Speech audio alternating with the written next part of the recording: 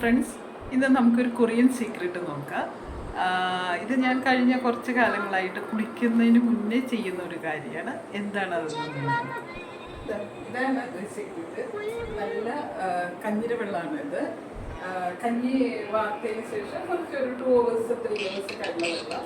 ഇത് നമ്മൾ കുളിക്കുന്നതിന് കുറച്ച് മുന്നേ ആയിട്ട് ഞാൻ ഫേസ് വാഷ് ചെയ്യാറുണ്ട്.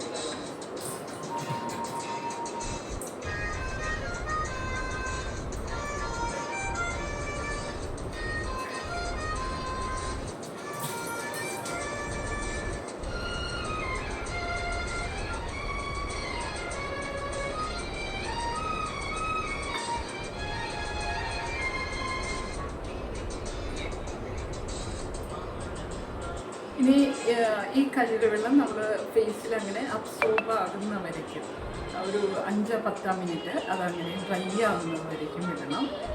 അതിനുശേഷം വാഷ് ചെയ്തിട്ട് വൈറ്റമിൻ ഇയും അലോവേര ജെല്ലും കൂടെയായിട്ട് മിക്സ് ചെയ്തിട്ട് ഫേസിൽ അങ്ങനെ അപ്ലൈ ചെയ്യണം.